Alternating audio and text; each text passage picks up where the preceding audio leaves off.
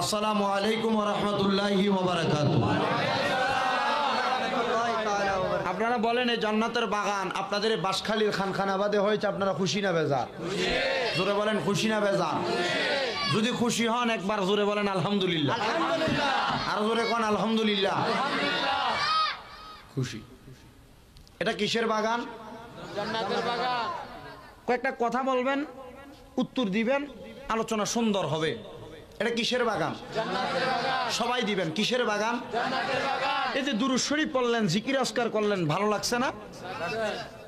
সবার কাছে লাগে নাই? কার কার কাছে লাগছে হাত তুলে দেখেন। ভাল লাগছে তো? যাদের কাছে ভাল লাগছে আপনারা সবাই জান্নাতি। আহা, জোরে কয় না সুবহানাল্লাহ। যাদের কাছে লাগছে তারা কিভাবে জান্নাতি? জান্নাতকে তো সহজ নাকি? হ্যাঁ, নবীর আশেক যারা, তাদের জন্য জান্নাত একবারে সোজা। একবারে কি সোজা? হুজুর আমরা সবাই জান্নাতি। হ্যাঁ, আমার নবী বলেছেন কুল্লু উম্মতি ইয়াদখুলুনাল জান্নাতা, সব উম্মত জান্নাতি ইল্লা মান আবা ক্বালা মান আতানি দাখালাল জান্নাতা। যারা আমি নবীর পথ মত ইত্তেবা রাসূল করেছেন তারা জান্নাতি। ওয়া মান আসানি ফাকাদ আবা, যারা এটার বিপরীত ছিল তারা কি? জাহান্নামী। তা আমরা তো নবীর মুহাব্বত নিয়ে জিকির করেছি, দুরূদ পড়েছি, আমরা কি জান্নাতি? আমার নবী বলেছেন আমি নবীর উপর দুরূদ শরীফ পড়বে তারা ঈমানদার হবে, যারা ঈমানদার হবে তারা জান্নাতি হবে, যারা জোরে বলে না সুবহানাল্লাহ। তাহলে আমরা সবাই কি জান্নাতি? বাড়িঘরের মা বোন বলবে হুজুর তাহলে আমরা যদি মাহফিলে যাইতে পারতাম আমরাও তো জান্নাতি হতে পারতাম। ও মা, আপনারা যারা মাহফিল শুনতেছেন, এ শামীম রেজা অদম গুনাহগার মানুষ, গুনাহ বেশি, আমার গুনাহ দেখলে আজকের মাহফিল আপনারা আমাকে প্রধান বক্তা করে বসাইতেন না। তবে মা, যারা যারা পর্দার আড়ালে বসে বসে ওয়াজ শুনতেছেন আপনারাও জান্নাতি, যদি আপনাদের অন্তরে মদিনার নবীর মুহাব্বত ইশকে রাসূল থাকে, আপনারা সবাই জান্নাতি জান্নাতি জান্নাতি। সুবহানাল্লাহ। আর জোরে বলেন না সুবহানাল্লাহ। একবার সেই মুহাব্বতের আওয়াজ দিয়ে উচ্চ কণ্ঠে জবান খুলে জোরে পড়ি আলহামদুলিল্লাহ। আলোচনা শুরু করার প্রারম্ভে আমি আপনাদেরকে দুই একটা কথা বলবো। কথাগুলো হচ্ছে, আমি যখন আলোচনা শুরু করি মাঝখান দিয়ে কেউ উঠতে পারে না, আর যদি ওঠে তার পার্শ্ববর্তী মানুষদেরকে শিখিয়ে দেই তারা টান দিয়ে ধরে বসায় ফেলতে। এটা হচ্ছে আমার আলোচনার সর্বপ্রথম একটা শিডিউলের একটা নিয়ম আর কি। দুই নাম্বার, যদি কারোর প্রস্রাব পায়খানার সমস্যা থাকে আলোচনার মাঝখান দিয়ে উঠে যাবেন, এখন চলে যান, কারণ আলোচনা বেশিক্ষণ হবে না, অল্প সময় হবে। যতটুক হবে অতটুক বোঝার মতো হবে। প্রথম দিয়ে শুনলেন পরে দিয়ে শুনলেন না, এই আলোচনা শুনেও লাভ হবে না। লাভ হবে না। কথা বলেন, লাভ হবে না। একটা ঘটনা বলি ছোট্ট, হাসবেন, তবে ঘটনাটা উপকারী। তাইলে আপনাদের যারা ওঠা বসার সমস্যা আছে তারা ওঠা বসা করবেন না। এক লোক, বাড়ি ময়মনসিংহ। কোথায়? উনি গেছেন ডাক্তারের কাছে, ওনার কঠিন রোগ। তো ডাক্তার দেখানোর পরে ডাক্তার বলছে তোমার প্রস্রাব পরীক্ষা করা লাগবে। কি পরীক্ষা? তো সে কি করছে, পলিথিন চিনিনি আপনার? তো পলিথিনের ভিতরে সারা রাত্র পরিমাণ পানি খেয়েছে ইচ্ছা মতো, খাইয়ে ওই পলিথিনের ভিতরে অনেকগুলা প্রস্রাব নিছে। তো প্রস্রাব নিয়ে সকাল সকাল তো আর ডাক্তারের চেম্বার খোলে না, তো সেটার মধ্যে প্রস্রাব করি, এই প্রস্রাবগুলো কোথাও পড়ে যাবে, একটা বলের মধ্যে করি, এই প্রস্রাবগুলো ওই যে পলিথিনের মধ্যে নিই, এটা রাখি দিছে আলমারির ভিতরে। কেন? কোথায় নিয়ে যাবে? ডাক্তারের কাছে নিয়ে যাবে। তো ডাক্তারের কাছে যে নিয়ে যাবে, এই পলিথিন রাখা যাওয়ার পর এবার সে যখন বাইরে গেছে, ডাক্তার আসার সময়ের আগে, সে বাড়িতে আসার আগে তার বউ কি জানে খোলার জন্য ওই আলমারিটা খুলছে। খোলার পরে তার ছোট্ট বাচ্চা এই বলে কি আছে দেখার জন্য এটার টান দিয়ে নামায় ফেলছে। নামানোর পর পলিথিন ছিঁড়ি সবকিন ফরসাব নিচে পড়ে গেছে। অন বেটার বউ মনে করছে ফরসাব তো আর আলমারিতে রাখার জিনিস না, সুকিসা রাখার জিনিস নি কোন, এটা তো সুকিসা রাখার জিনিস না, এটা মনে হয় কোনো রস হবে বা কোনো সাদা পানি টানি হবে, কোনো দরকারি জিনিস। এমন বউ এটার একটু হাতে লই এমনি নাকের কাছে নিয়ে দেয়, এটা কি? এটা কি? ফরসাব। তোমার আর এটা তো ফরসাবে না। ওরে আমার স্বামী তো ডাক্তার দেখাইছিল, ফরসাব নেওয়ার কথা বলছে, এটি তো ফরসাব। তো বউ কি করছে, ইচ্ছা মতো আরেকটা পলিথিন লই ওই ফরসাব কিন ফালাই দিয়ে বউ এটার মধ্যে ফরসাব করে এটারে আবার বান্ধি সুন্দর মতো রাখি দিচ্ছে। এই প্রস্রাব যখন ডাকছে, আমার স্বামী আসছে, ডাক্তারের চেম্বারে যাওয়ার সময় হয়েছে। এবার এই প্রস্রাব নিয়ে স্বামী গেছে ডাক্তারের কাছে। তো ডাক্তার এখান থেকে একটু প্রস্রাব নিয়ে এটারে টেস্ট করছে। টেস্ট করার পর ডাক্তার এটার মাথায় হাত দিয়ে বসে রয়েছে। বেটার তো টেনশন, কিরে আমার প্রস্রাব পরীক্ষা করার পর ডাক্তার মাথায় হাত দিছে, তাহলে অসুবিধা বেশি। তো ডাক্তার ওই প্রস্রাব ফালাই দিয়ে আর একটু প্রস্রাব লই, বলছে এটারও পরীক্ষা করে আবার মাথায় হাত দেবে। বেটা কয় আরে সমস্যা তো মনে হয় আরো বেশি হইব। এবার এই প্রস্তাব ফালাই দি বাবার এই প্রস্তাব ফালা তোর এখন প্রস্তাব দিচ্ছি নি না তাহলে তুই আরো 1 গ্লাস পানি খা 1 গ্লাস পানি খাওয়ানোর পর বেটা একটু প্রস্রাবের চাপ হয়েছে বলছে না এই কৌটাটাত করি তুমি আর একটু প্রস্রাব করি আনো এটারে দিছে দেওয়ার পর কিরে ভাই তোমার এই প্রস্রাব তো ওই কৌটার ভিতরে ওই প্রস্রাব একটু লাগা ছিল না বলে কিরে ভাই অবস্থা খারাপ আবার মাথায় হাত দিছে তো বেটা জিজ্ঞাসা হুজুর মাথায় ওই ডাক্তার আপনি মাথায় হাত না দিয়া সমস্যাটা কি এটা বলেন আরে মিয়া আপনি তো 8 মাসের প্রেগনেন্ট রুগী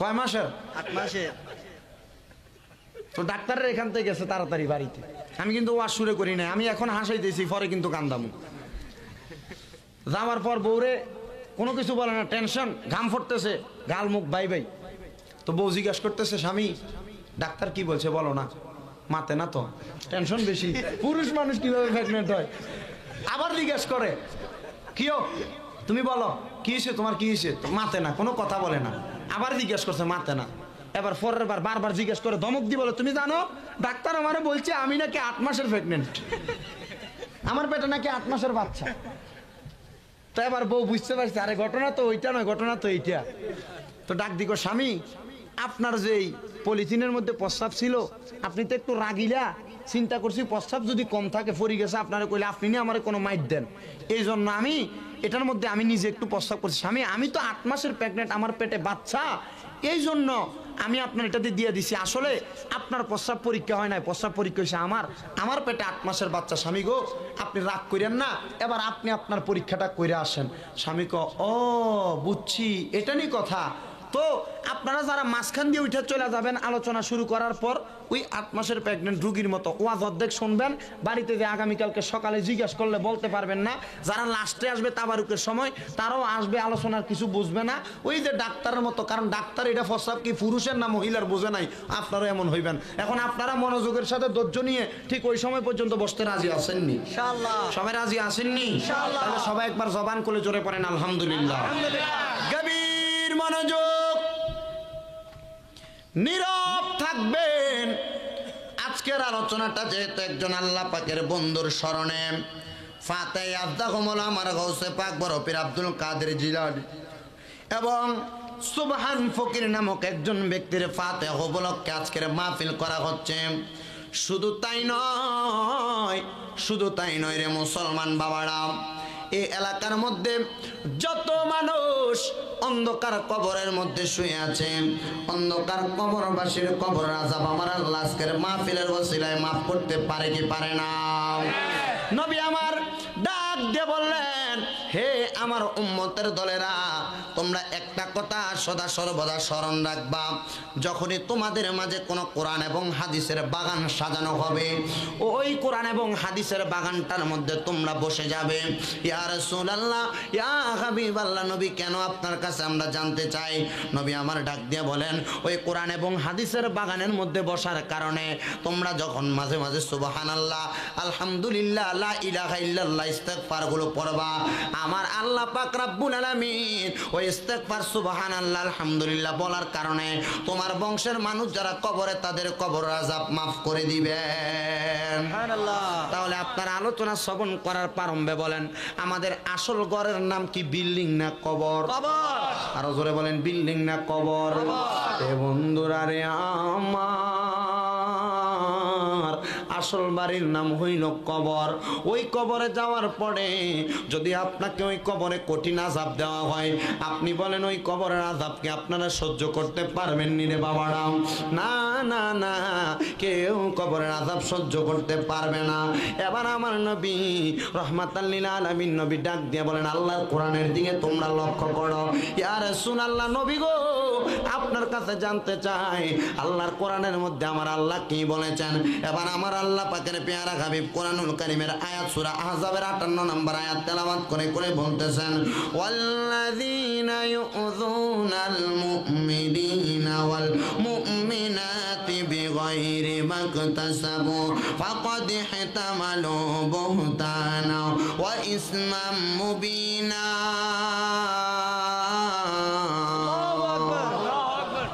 কোরআন তেলাওয়াত করলে শেষ আল্লাহু আকবার বলতে হয় এটা সুন্নতে রাসূল সুন্নতে সাহাবা কেন কারণ কোরআনের আয়াত এটা এত অত্যন্ত মূল্যবান, অত্যন্ত মায়ার, অত্যন্ত শ্রদ্ধাশীল এবং এটা এমন পাওয়ারফুল। আল্লাহু আকবার বললে ওই পাওয়ারফুল কোরআন তেলাওয়াতটা আপনাদের কলবটাকে নূর দ্বারা ভরপুর করে দেয়।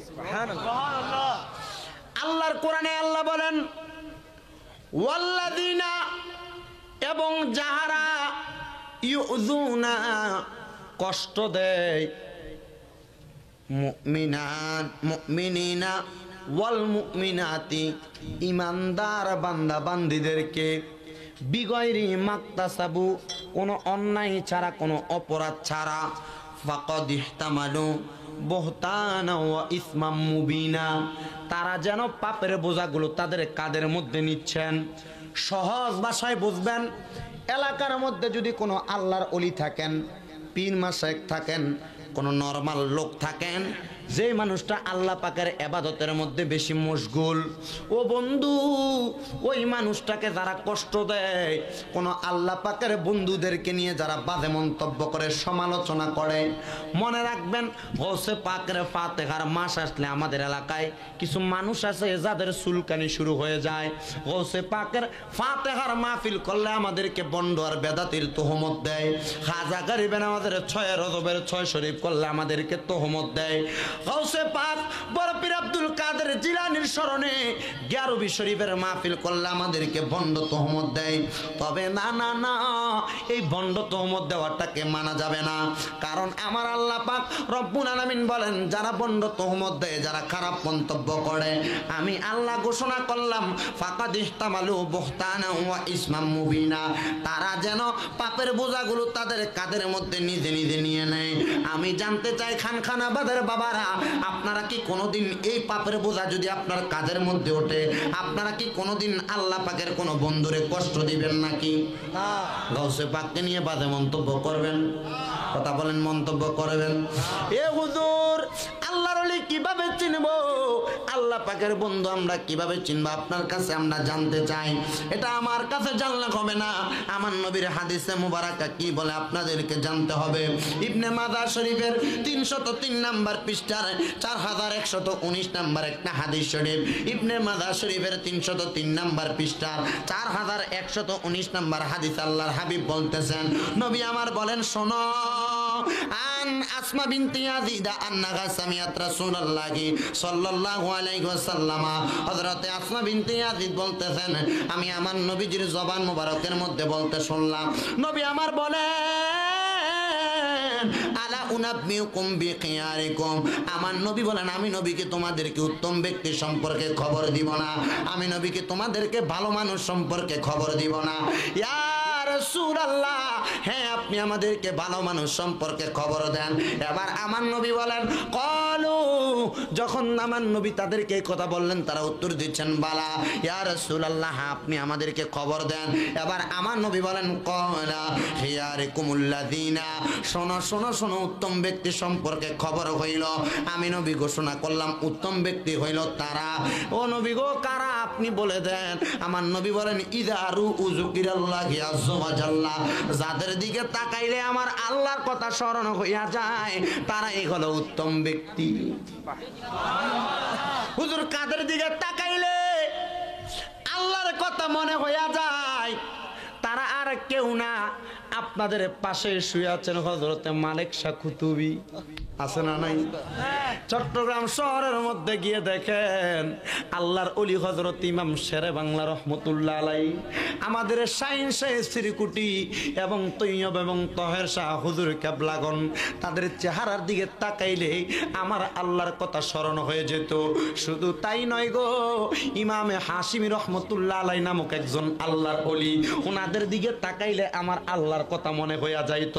এমন ভাবে গৌসে মাঝভান্ডারী সহ যত হক্কানি রব্বানি পীর মাশায়েখ আছেন, প্রত্যেকের দিকে তাকাইলে আমার আল্লাহর কথা মনে হইয়া যাইত।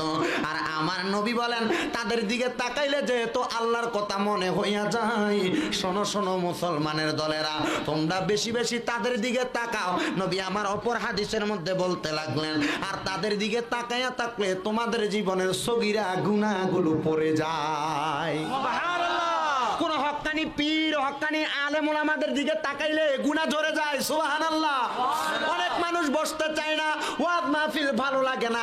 এ বাবা, আমি গুনাহগার মানুষ, আমার দিকে তাকাইলে গুনাহ ঝরবে না, কিন্তু এলাকার হক্কানি রব্বানি পীর মাশায়েখ আলেম ওলামাদের দিকে তাকাইবেন। চেহারাটা কালো হইতে পারে, সুন্দর না, তবুও তাকাইলে আপনার গুনাহগুলো ঝরে যাবে। কেন কেন কেন কেন? কারণ আমার নবী বলেন, ওয়ামাই ইয়াখশাল্লাহু মিন ইবাদিহিল উলামা, দুনিয়ার জমিনে আমার আল্লাহকে সবচাইতে বেশি ভয় করে আলেমগণ। শুধু তাই নয়, আল উলামা ওয়ারাসাতুল আম্বিয়া, উলামায়ে কেরাম হলো নবীদের ওয়ারিস। আর উলামায়ে কেরামের দিকে তাকাইলে তো তোমার গুনাহগুলো ঝরে যাবে। আল্লাহর ওলিদের চেহারার দিকে তাকাইলে তো আমার আল্লাহর কথা মনে হয়ে যাবে। শুধু তাই নয় মুসলমান, আমার আল্লাহর কথা মনে হয়ে যাবে। শুধু তাই নয়, শুনে নাও রে, আমার দয়াল নবী রহমাতাল লিল আলামিন নবী হাদিসের মধ্যে আরো সুন্দর করে বলেন, হে মুসলমান, ওই আল্লাহর ওলিদের দরবারে যাও, তাদের দিকে তাকাইলে আল্লাহর কথা স্মরণ হবে।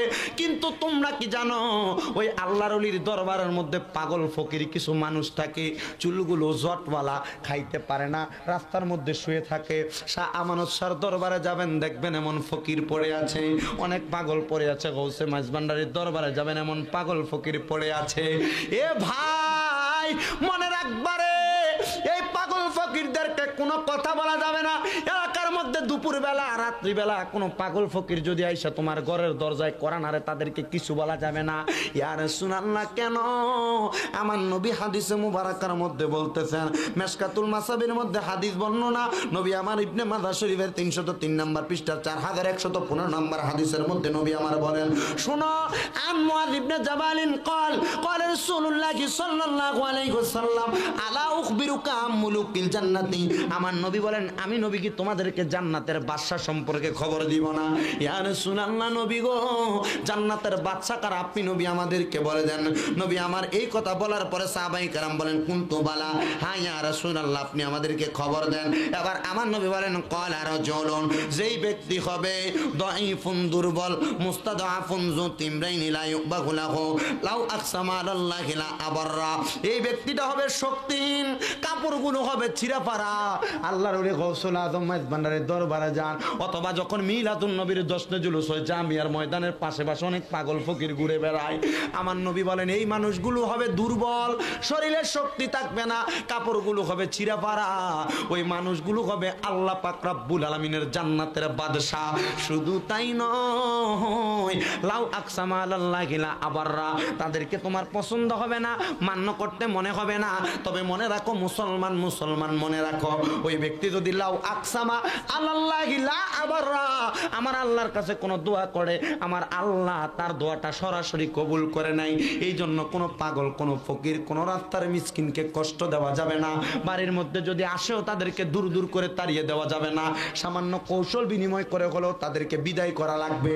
আমার ভাইয়েরা ও পর্দার আড়ালের মা বোনেরা গো, আপনাদের বাড়ি ঘরের মধ্যে বসে বসে যারা ওয়াজ শ্রবণ করতেছেন, আপনাদের সবার কাছে বলবো, এই জন্য দুনিয়ার জমিন থেকে অন্ধকার কবরের প্রস্তুতি নেন। আপনি আপনাকে পাগল মনে করেন, আপনাকে খারাপ মনে করেন, যাই মনে করেন না কেন, আপনি যদি আমার মাওলার কাছে আপনাকে নিম্নগামী বানাইতে পারেন, আপনাকে ছোট বানাইতে পারেন, আমার মাওলাকে আমি তার জান্নাতের মধ্যে বড় বানাইয়া দিব। সুবহানাল্লাহ। কোথায়? জান্নাতে। এমন একজন আল্লাহ পাকের বন্ধু ছিলেন, যিনার নাম ছিল হযরতে আবু সুফিয়ান সাউরি। নাম কি? আবু সুফিয়ান সাউরি রহমতুল্লাহি আলাইহি। ছোট মাপের কোনো অলি নয়, বড় মাপের অলি। হযরতে আবু সুফিয়ান সাউরি উনি একদিন মদিনার রাস্তা দিয়ে হাঁটতেছেন। হাঁটার সময় উনি লক্ষ্য করে দেখলেন রাস্তার মধ্যে আব্দুল্লাহ ইবনে সালাম নামক আরেকজন আল্লাহর ওলি আছেন। দুইজন ওলি, একজনের নাম সুফিয়ান সাউরি, আরেকজনের নাম হইল আব্দুল্লাহ ইবনে সালাম রহমতুল্লাহ আলাই। দুইজনের সঙ্গে যখন দেখা হইল, একজন আল্লাহর ওলির সঙ্গে আরেকজনের দেখা হইলে কিন্তু তারা এমনে এমনে থাকে না, ঠিক না বে ঠিক?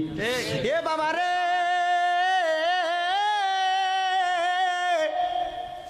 হযরতে আবু সুফিয়ান সাউরি আর এবং ওই হযরতে আব্দুল্লাহ ইবনে সালাম যখন একসাথে সাক্ষাৎ হয়ে যায়, ডাক দিয়া বলে, হে আব্দুল্লাহ ইবনে সালাম গো, তুমিও তো আল্লাহ পাকের বন্ধু, আল্লাহকে বড় ভালোবাসো, তুমি কি জান্নাতের আশা করতে পারো?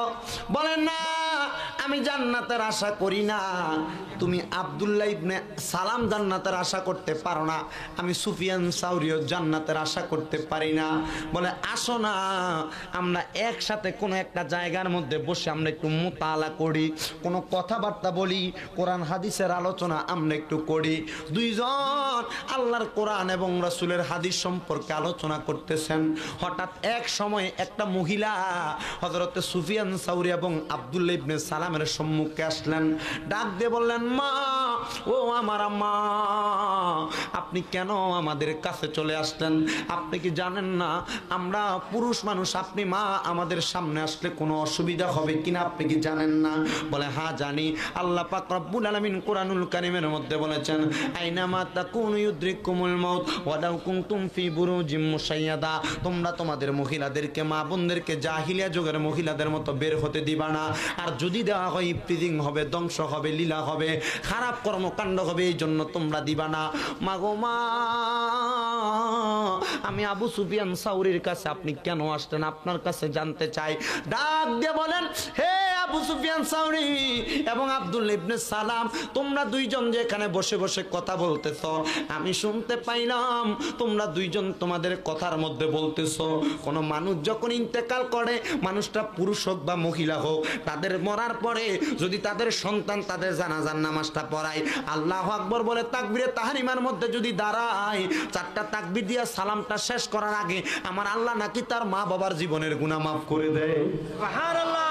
সুফিয়ান সাউরি, হে সুফিয়ান সাউরি, তোমার কাছে আমি একটা বিচার দিতে চাই। তোমার যেই আল্লাহ আমার সেই আল্লাহ, যার চারটা সন্তান তার যেই আল্লাহ, আমার একটা সন্তানও নাই, আমারও সেই আল্লাহ। হে সুফিয়ান, হে আব্দুল্লাহ ইবনে সালাম, আমি মা তোমাদের কথাটা শুনে বড় ব্যথিত হয়ে গেলাম। কেন গো, কেন আপনি ব্যথিত হইলেন? আপনার কাছে জানতে চাই। বলে আমি যদি মারা যাই, আমার সন্তান যদি আমার জানাজার নামাজটা পড়ায়, তাইলে তো আমার গুনাহ আমার আল্লাহ মাফ করব, আর যারা বেগুনাহ তারা তো জান্নাতি হবে। হে আবু সুফিয়ান, আমার কোনো সন্তান নাই, তুমি কি আমার জন্য একটু দোয়া করবানি? আমার আল্লাহ পাক রব্বুল আলামিন আমি মায়ের গর্ভের মধ্যে একটা সন্তান দেয়। আবু সুফিয়ান ডাক দিয়া বলে, মা গো মা, আমি কি দোয়া করব? আমি তো একজন নগণ্য, বড় মাপের ওলিরা তারা এমনি এমনি তো তারা ছোট মনে করে, বড় বলে না। ডাক দিয়া বলে, রে আব্দুল্লাহ ইবনে সালাম, তুমি দোয়া করো। বলে আমি তো হযরতে সুফিয়ান সাউরির চাইতে নগণ্য, আমার কোনো দাম নাই, কি দোয়া করব? বলে ঠিক আছে, দোয়া করব দূরের কথা, যাও যাও যাও, তুমি সামান্য পরিমাণে একটু পানি আমার কাছে নিয়ে আসো। পানিটা যখন নিয়ে আসা হয়, হযরতে আবু সুফিয়ান সাউরি রাহমাতুল্লাহ আলাইহি কি যেন মনে মনে ফটফট করে করে পড়লেন। পড়ার পরে মহিলার পানিটার মধ্যে ফুঁক দিয়ে দিলেন। দেওয়ার পর ডাক দিয়া কইরে, আব্দুল্লাহ ইবনে সালাম, আব্দুল্লাহ ইবনে সালাম, তোমার কাছে বলতে চাই, আবু সুফিয়ান সাউরি ফু দিল, তুমি ফুঁক দিলা না, তাইলে কি আবু সুফিয়ানের ফুডাই আমার জন্য যথেষ্ট? ডাক দে বলে, আমি কিসের ফুক দিব? আমার তো এমন কোনো ক্ষমতা নাই। জান আম্মা, আবু সুফিয়ান ফুক দিয়েছে, আপনার সন্তান হবে, আপনি চলে যান। বলে না, তুমিও ফুক দাও, নচেত তোমাদের দুইজনের মনের মধ্যে কষ্ট যাওয়ার সম্ভাবনা রয়েছে। এবার হযরত আব্দুল্লাহ ইবনে সালামও ফু দিয়ে দিলেন। ফুটা দেওয়ার পরে গো, মহিলা তার বাড়ির মধ্যে চলে গেলেন। বাড়িতে যাওয়ার পরে মহিলার মনে মনে নিয়ত হইল, যদি আমার একটা সন্তান না হয়, আমার ছেলে যদি আমার জানাজার নামাজটা না পড়ায়, আমার জীবনের গুনাহ মাফ হবে। মহিলার নিয়ত। অনেক মা বোন আছে বাড়িতে, আল্লাহ আল্লাহ আমার গুনাহগুলো আল্লাহ আপনি মাফ করে দেন। অনেক কান্না করেন রাত্রে, করে না? করে। আপনারা অনেকে করেন না? দেখবেন রাত্রবেলা ঘুমাইলে জীবনে যা গুনাহ করেছেন, এই বালিশে মাথাটা লাগানোর পর আপনার চিন্তা হয়ে যায়, হাজার হাজার গুনাহ করেছেন, এগুলা চিন্তা হয়ে যায়। ওই সময় আপনার বদ মেজাজ থাকে না, আপনার মেজাজ গরম থাকে না, অত্যন্ত নরমাল হয়ে যায়। কেন জানেন? জানেন না। কারণ আপনার যখন গুনাহগুলোর কথা মনে হয়ে যায়, আপনাকে আর সাম্রাজ্যওয়ালা মানুষ মনে হয় না, আপনাকে লক্ষ টাকার মালিক মনে হয় না, আপনাকে সম্পদওয়ালা আপনার মনে হয় না। কেন এই সম্পদওয়ালা মনে হবেই বা কিভাবে? কারণ আপনি তো জানেন আপনি কতটুকু অপরাধী, ঠিক না? আপনি আপনার নিজের কাছেই তো বড় হতে পারতেছেন, আপনার বিচার কেন মানুষ করবে? আপনি আপনার বিচার করেন, আপনি আপনার কলবের খবর নেন, আপনার গুনার খবর নেন। অনেক মা বোন বাড়ির মধ্যে চিন্তা করতেছেন, হুজুর গুনাহ, এই গুনাহ তো আমার কম হয় নাই, কিভাবে মাফ করব? মা রাস্তা আছে তো। কিভাবে রাস্তা জানেন? আপনি আপনার ঘরের মধ্যে যে কোনো একটা কর্নারে গভীর রজনীতে ঠান্ডা পানি দিয়ে কনকনে পানিতে আপনি ওযু করেন, করার পর আপনি আপনার ঘরের একটা কর্নারে বসে যান, নামাজ বিছাইয়া, নামাজের মসলাটা বিছিয়ে যখন বসবেন, আল্লাহর কাছে কিছু বলবেন না, শুধু আল্লাহর আসমানের দিকে তাকাবেন, গুনাহগুলার কথা স্মরণ করবেন। আল্লাহ, অনেক গুনাহ করেছি আমরা, এই গুনার জন্য আমি শান্তিতে নাই। চোখের পানিগুলো ফেলে দিবেন, কিছু বলবেন না, কোনো কথা বলবেন না, শুধু চোখের পানি ফেলে দিবেন। দেখবেন একবার, দুইবার, তিনবার আপনার চোখের পানিগুলো যখন পড়বে, আল্লাহ পাকের ফেরেশতাগণ ওই সময় আল্লাহর কাছে ডাক দিয়ে বলেন, আল্লাহ আপনার বান্দা কান্না করতেছে, আল্লাহ আপনার বান্দা কান্না করতেছেন। এমন সময় আল্লাহর আরশ আল্লাহ কাঁপতে থাকবে, আল্লাহর আরশ আল্লাহ কাঁপতে থাকবে, আল্লাহর আরশ আল্লাহ কাঁপতে থাকবে। ফেরেশতা জিজ্ঞেস করবে, আল্লাহ আপনার আরশ আজিম কেন কাঁপে? আরশ আজিম লড়াচড়া করে কেন? আল্লাহ বলবে, দেখো না, তার গুনার কথা চিন্তা করে আমার কোন বান্দা জানি দুনিয়াতে তার চোখের পানি ছেড়ে দিয়েছে। তার জীবনের বদ কাজগুলো, খারাপ কাজগুলোর কথা চিন্তা করে আমার কোন বান্দা চোখের পানি ছেড়ে। আল্লাহ চোখের পানি ফেলেছে। আসমান কেন কাঁপে? আল্লাহ লামকান কেন কাঁপে? আল্লাহ বলেন, আমি আল্লাহর কাছে বান্দার সবচাইতে বেশি পছন্দ হচ্ছে বান্দার চোখের পানি। সবচাইতে পছন্দের হচ্ছে বান্দার চোখের পানি। বান্দা যখন তার গুনার জন্য আমি আল্লাহর কাছে বারবার করে চোখের পানি ফেলে দেয়, আমি আল্লাহ পাক রব্বুল আলামিনের আরশ আল্লাহ এটা সহ্য করতে পারে না। আমি আল্লাহ পাক রব্বুল আলামিনের আরশ আজিম এটা সহ্য করতে পারে না।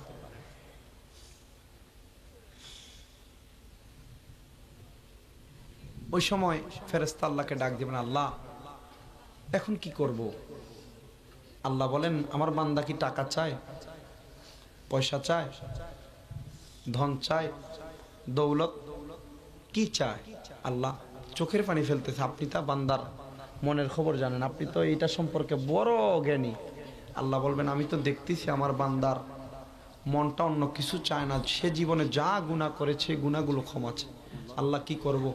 আচ্ছা ক্ষমা তো করার মালিক আল্লাহ, ফেরেশতা কেন বলে আল্লাহ কি করব? তো আল্লাহ বলে, যাও না, আমার বান্দার গুনাহ মাফ করে দাও। সুবহানাল্লাহ। যাও না, আমার বান্দার গুনাহ মাফ করে দাও। সুবহানাল্লাহ। যখন আপনাকে আপনার কাছে অনেক ছোট মনে হবে, অহংকার মুক্ত মনে হবে, তখন মনে করবেন আল্লাহ আপনার গুনাহ মাফ করতেছেন। অনেকে অসুস্থ হলে আল্লাহর কাছে বলেন, আল্লাহ কেন রোগ দিলা? অনেকে কঠিন বিপদে পড়লে আল্লাহকে বলেন, আল্লাহ কেন বিপদ দিলা? অনেকের সন্তান অসুস্থ হলে মা বাবা আল্লাহকে বলেন, আল্লাহ তুমি আমারও অসুস্থ করো, আমার ছেলেরে কেন করলা? বলে না? বলে।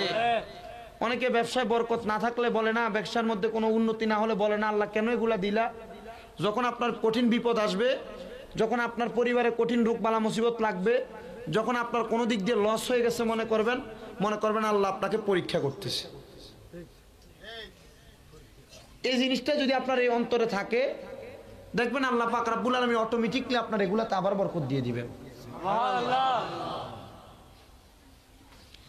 মাওলা তোমায় ডাকতে জানি না, বলেন মাওলা তোমায় ডাকতে জানি না, হায়রে ডাকার মতো ডাকলে মাওলা কেমনে শুনে না, বলেন ডাকার মতো ডাকলে মাওলা কেমনে শুনে না, বলেন মাওলা তোমায় ডাকতে জানি না, বলেন মাওলা তোমায় ডাকতে জানি না, হায়রে ডাকার মতো ডাকলে মাওলা কেমনে শুনে না, বলেন ডাকার মতো ডাকলে মাওলা কেমনে শুনে। এক ডাকিলেন মুসা নবী, তোর পাহাড়ে গেছেন চলি, বলেন এক ডাকিলেন মুসা নবী, আরে তোর পাহাড়ে গেছেন চলি, আরে খুদার নুড়ে পাহাড় জ্বলে, খুদার নুড়ে পাহাড় জ্বলে, মুসা জ্বলে না, বলেন ডাকার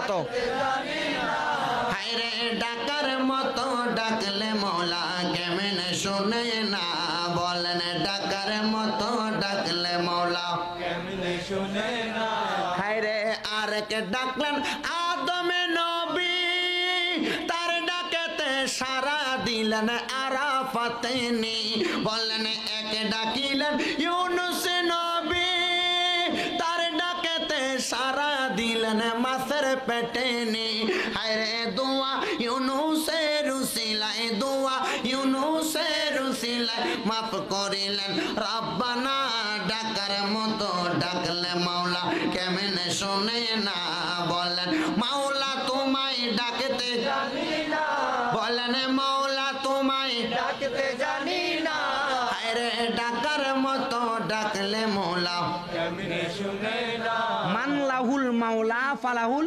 কুল তুমি আমার মাওলার হয়ে যাও সারা দুনিয়া তোমার হয়ে যাবে ঠিক না ঠিক গভীর মনোযোগ মনোযোগ রে মহিলা ডাক দিয়া বলে সুফিয়ান সাউরি রে আমার একটা সন্তান নাই আমার জানাজা পড়াবে কে গো আমি মা বুকের মধ্যে একটা বার আমার সন্তান নিতে পারি নাই আমি মহিলা গেলে কে আমার জন্য কাঁদবে গো কে আমার জন্য আসসালাতু আলাইহিমা দোয়া করবে ওয়াল ইস্তিগফারু লাহুমা আমার জন্য ক্ষমা প্রার্থনা করবে আমার কোনো সন্তান নাই এ মহিলা তুমি কেন তোমার সন্তানের জন্য কান্দো ডাক দিয়ে বলে আমার জানাজার নামাজ যদি আমার সন্তান পড়ে আমার কবরের আযাব মাফ ঠিক আছে মা চলে যাও তোমার কবরের আযাব মাফের মাধ্যমে আমার আল্লাহর কাছে চাও আমার আল্লাহ পাক রব্বুল আলামিন তোমার মনের আশা পূরণ করে দিবে ও বাবারা ও আমার বাসকালীর খানখানাবাদের বন্ধুরা ও আমার পর্দার আড়ালের মা বোনেরা এই কথা বলার পরে হযরতে সুফিয়ান সাউরি এবং আব্দুল্লাহ ইবনে সালামের দরবার থেকে মহিলাটা চলে গেলেন এবং দুইজন কথার মধ্যে পড়ে রইলেন দুইজনে যখন সুন্দর সুন্দর কথা বলতেছেন একজন আরেকজনের সঙ্গে কথার মধ্যে কথোপকথনের মধ্যে পরিচালিত একজন আরেকজনের মধ্যে কথার মধ্যে রানিং অবস্থায় রয়েছেন একজন আরেকজনকে আবার ডাক দিয়ে বলে ওগো আব্দুল্লাহ ইবনে সালাম আব্দুল্লাহ ইবনে সালাম সুফিয়ান সাউরিনে ডাক দিয়ে বলে হে সুফিয়ান সাউরি তোমার কাছে আমি একটা কথা বলতে চাই তুমি বলো তুমি যেদিন মইরা যাইবা মরার পরে তোমার সঙ্গে কবরে কি আচরণ করা হয় তুমি আমারে মরার পরে আমার এই খবরটা দিবা আর যদি আমি তোমার আগে মইরা যাই আমার মরার পরে তুমি আমার এই খবরটা দিবা সুবহানাল্লাহ আপনি যখন মারা যাবেন মারা যাওয়ার পরে আপনার কাছে আপনাকে যেন কেউ খবরটা দেয় আপনার বাবা মারা গেল দাদা মারা গেল নানা মারা গেল নানি মারা গেল কেউ এসে আপনার এই খবর দিছি না আমি কবরে ভালো আছি কবরে খারাপ আছি কেউ খবরটা দেয় নাই ও বাবারা বন্ধুরা হযরতে আবু সুফিয়ান সাউরি বলতেছেন বাবা ও আব্দুল্লাহ ইবনে সালাম আমি যদি আগে মইরা যাই তাহলে তোমাকে আমি খবর দিব দেখেন তারা যে মরার পরে খবর দিতে পারবে তারা নিজেরাই কিন্তু কথাগুলা বলতেছে আল্লাহর ওলিরা সাধারণ নয় আজকের এই মাহফিল যাদের উদ্দেশ্য সাজাইলেন গৌসে পাক বরফের আব্দুল কাদের জিলানী সাধারণ নয় ওনারা নরমাল জাতের বলি নয় তারা এমন দরাজার বলি হয়েছেন আমার আল্লাহর কাছে বলি হিসেবে পছন্দনীয় বন্ধু হিসেবে গিয়েছেন ও বাবা রে ও বন্ধুরা আমার সুফিয়ান সাউরি বলেন সুফিয়ান সাউরি বলেন হে আব্দুল্লাহ ইবনে সালাম তুমি মারা গেলে তুমি আমাকে বলবানি বলে বলবো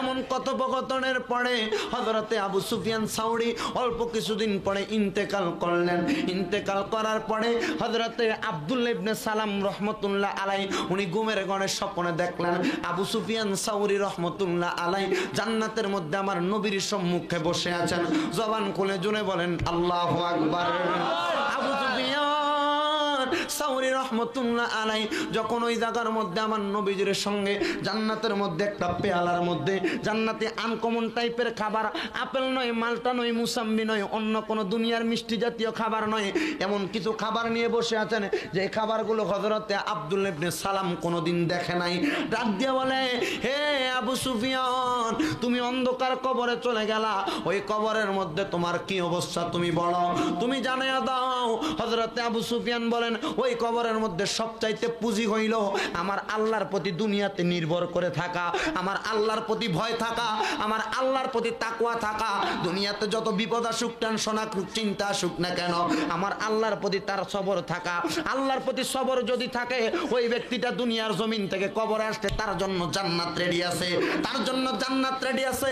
যেই ব্যক্তি আল্লাহ বলা হবে, আল্লাহর প্রতি বিশ্বাস রাখবে। আমি আমার মা বোনদের উদ্দেশ্যে বলবো, যারা নৌকা চালায় খাবার খাও, যারা কৃষকগিরি করে খাবার খাও, অটো চালাও, রিক্সা চালায় খাবার খাও, আমি তোমাদেরকে বলবো বাবা, রিক্সা চালাইলো তো আল্লাহ বলা হওয়া যায়, ঠেলা গাড়ি চালাইলে আল্লাহ বলা হওয়া যায়, মাছ ধরতে গেলে জাল্লা হইল তো আল্লাহ বলা হওয়া যায়, নৌকা চালাইলে মাঝি মাল্লা হইলে আল্লাহ বলা হওয়া যায়। আরে মাঝি মাল্লা আল্লাহর বলি হওয়ার জন্য মাঝি মাল্লা চাই না, রিক্সাওয়ালা চাই না, ব্যান গাড়ি চাই না, ঠেলা গাড়িওয়ালা চাই না, আল্লাহওয়ালা হওয়ার জন্য আমার আল্লাহ পাক রব্বুল আলামিন একটা জিনিস চাই, বান্দার কলবটা কলবটা কলবটা, মনটা কি বলে, আমার আল্লাহ শুধু বান্দার কলবের দিকে তাকায়। আল্লাহ গো আল্লাহ গো আল্লাহ গো, কলবের মধ্যে কি আছে? আমার আল্লাহর নবী বলতেছেন, কুলুবিল মুমিনিনা আরশিল্লাহ, আমার আল্লাহর আরশটাই তো মুমিন বান্দার কলবের মধ্যে। আমার নবী বলেন, আন্নাবিয়্যু আউলা বিল মুমিনিনা মিন আনফুসিহিম, আউলা বমানা আকরা নফস বমানা রূহ, আমি নবী ইমানদারের রূহের চাইতে আরো নিকটে।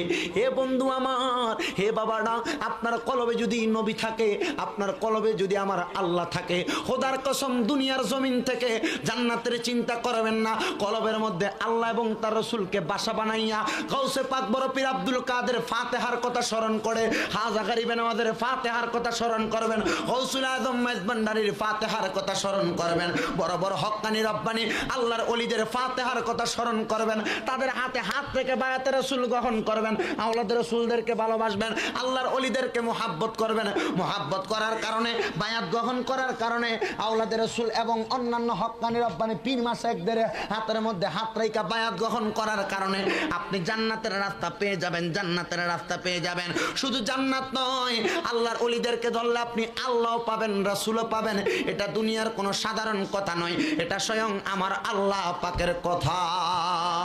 সবাই আমার সাথে একটু মুহাব্বত নিয়ে জোরে জোরে পড়বেন, আল্লাহ রাসূল পাইতে আমরা বায়াত হইলাম, বলেন আল্লাহ রাসূল পাইতে আমরা বায়াত হইলাম, মুর্শিদ চান হয় না যে বদনাম, মুর্শিদ চান হয় না যে বদনাম, বলেন আল্লাহ রাসূল পাইতে আমরা বায়াত হইলাম, বলেন আল্লাহ রাসূল পাইতে আমরা বায়াত হইলাম, মুর্শিদ চান হয় না যে বদনাম, মুর্শিদ চান হয় না যে বদনাম। ওরে তরিকতের আমল করে কত বাই গেল উপরে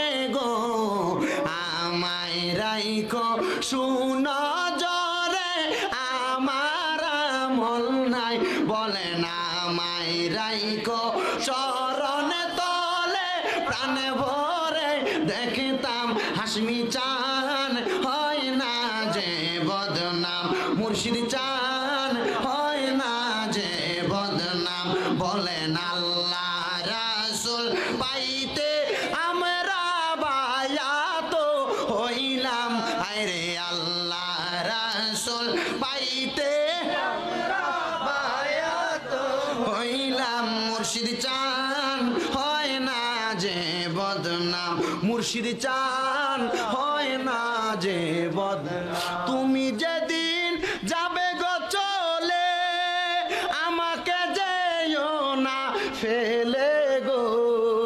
অনেক মানুষ আছেন আওলাদের রাসূলের মুরিদ আছে না নাই? আছে। গৌসুল আজম মেজবান্ডারির মুরিদ আছে না নাই? ও বন্ধু ইমাম শেরে বাংলার ভক্ত আছে না নাই? আমানত শাহ পাগল আছে না নাই? হযরতে মুহসিন আউলিয়ার প্রেমিক আছে না নাই?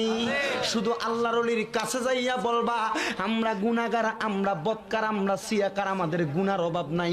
ও আমানত শাহ, ও ইমাম শেরে বাংলা, ও হযরতে বদর শাহ, ও মুহসিন আউলিয়া, ও গৌসুল আজম মেজবান্ডারি, ও আওলাদের রাসূল শাহিন শাহ সিরকুটি, ও হযরতে হাশিমি হুজুর কেবলা, ও হক্কানি রব্বানি পীর মাশায়েখ, আমার কোনো আমল নাই, আমার কোনো সওয়াব নাই, আপনি যেদিন চলে যাবেন আপনার সঙ্গী করে আমাকে আপনি নিয়ে যাবেন। কেন? কারণ আল্লাহর যত ওলি হবেন সবাই তো আল্লাহর জান্নাত পাবেন। তুমি যেদিন যাবে গো চলে, আমাকে যেও না ফেলে গো, রাইখো আমায় চরণে তলে, প্রাণ ভরে দেখতাম বলেন, রাইখো আমায় চরণে তলে, প্রাণ ভরে দেখতাম। মুর্শিদ চান হয় না যে বদনাম, বলেন আল্লাহ রাসূল পাইতে আমরা বায়াত হইলাম, বলেন আল্লাহ রাসূল পাইতে আমরা বায়াত হইলাম। মুর্শিদ চান হয় না যে বদনাম। জবান খুলে জোরে বলেন, এই জন্য বায়াত হওয়ার দরকার আছে না নাই? পীরের হাতে বায়াত হইছেন কারা কারা একটু দেখি। বায়াত হইছে না মুড়ি ধর নাই কোথাও? কারা কারা হইছেন একটু হাত তুলে দেখেন না। অনেকে তো হইছে, কিন্তু বেশিরভাগ এখনো কোনো হক্কানি রব্বানি পীরের হাতে হাত থেকে বায়াত গ্রহণ করে নাই। আর তরিকত গ্রহণ করার দরকার আছে, আছে না? ওই যে সুফিয়ান সাউরি ফানির মধ্যে কি করছে? ফানির মধ্যে ফুট ভুলি গেছেন আপনারা। পানিতে কি করছে? বলছে কি যাও, কি হবে? সন্তান কেন? জানাজা পড়াবে। দেখছো নি, একটু কথা বলেন। সন্তান কেন? জানাজা পড়াবার জন্য। আহা, গভীর মনোযোগ। সুফিয়ান সাউরি কবরে যাওয়ার পরে আব্দুল্লাহ ইবনে সালাম দেখেন আনকমন টাইপের খাবার নিয়ে বসে আছেন। এই খাবারগুলো তিনি চিনেন না। জিজ্ঞাসা করে, হে আবু সুফিয়ান সাউরি গো, কেন আপনি খাবারগুলা নিয়ে বসে আছেন?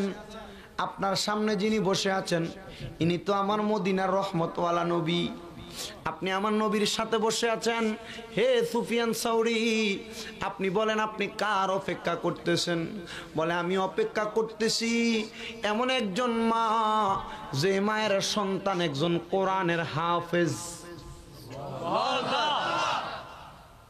তো ফল খাচ্ছেন না কেন? খাবারগুলো কেন খাচ্ছেন না? বলতেছেন ওই মা যদি না সেই ফলে আমরা হাত দিব না। কেন? ওই মাটা আমাদের খাবারগুলা বিসমিল্লাহ বলে ফাতিহার নিয়তে হাত দিবে, তারপর আমরা এই খাবারগুলো মুখে দিব, নচেত মুখে দিব না। বলে কেন? বলে ওই মহিলার জন্য আমার আল্লাহ এই খাবার নির্ধারণ করে আমাদের সামনে দিয়ে দিয়েছে। আরো জবান খুলে বলেন না সুবহানাল্লাহ। এই কথা বলার পরে জিজ্ঞাসা করেছিলেন আপনার সঙ্গে কবরে কেমন আচরণ? বলে আমার কবরের মধ্যে ভালো আচরণ। সব কাজের মধ্যে বিশ্বাস রাখতে হবে কার উপরে? আল্লাহর উপরে। আরো জোরে কার উপরে? এ বাবারা, এ বন্ধুরা, এ নবীর পাগলের দল, এবার একটু লক্ষ্য করে দেখবেন, আমার কথাটা ফলো করবেন। মহিলা পানির মধ্যে ফুক দিয়া নিয়ে গেছিল সুফিয়ান সাউরির ইন্তেকালের আগে। ওই মহিলাটার ইন্তেকালের আগে যখন ওই সুফিয়ান সাউরি ইন্তেকালের আগে পানি নিয়ে গেছে, সুফিয়ান সাউরি ইন্তেকাল করেছে, বয়স হয়ে গেছে ওই মহিলার দুনিয়ার জমিনের মধ্যে থাকা অবস্থায় 11 বছর। 11 বছর হওয়ার পরে ওই মহিলাটার বাড়ির মধ্যে খবর নিতে গেছেন মহিলাটা কি জীবিত না মৃত। মহিলার বাড়ির মধ্যে যখন গেছে রে বন্ধুরা, যা দেখতেছেন ওই বাড়ির মধ্যে একটা মরা লাশ। ওই মরা লাশটা আর কেউ না, একজন মহিলা মাইয়াত অন্ধকার কবরে যাওয়ার জন্য প্রস্তুত। তার জানাজার নামাজ পড়ানো হবে। জানাজার নামাজ পড়ানোর আগে ওই মহিলার সন্তানরা লাশের সামনে দাঁড়ায় বলতেছেন, হে এলাকাবাসী, হে জগৎবাসী, তোমাদের কাছে আমি একটা কথা বলে দিয়ে যাই। আমার আম্মা জান গতকালকে গভীর রজনীতে তাহাজ্জুদের নামাজের সিজদার মধ্যে মারা গেছে। আমি এটা কোনোদিন জাহির করতাম না, শুধু তোমাদেরকে বলি এই জন্য। আমি আমার মার মরণটা দেখছি নামাজের সিজদার মধ্যে। যদি তোমরাও নামাজের সিজদার মধ্যে মরতে পারো, আমার একটা বিশ্বাস, তোমরা জান্নাতি হয়ে যাইবা, তোমরা জান্নাতি হয়ে যাইবা। আমি আরেকটা কথা বলতে চাই, এই যে এলাকাবাসী সবাই তোমরা আমার সামনে, আমি জানতে চাই তোমরা কোনোদিন আমার মারে দেখছুনি? বলে না না না, আমরা তোমার মারে কোনোদিন দেখি নাই।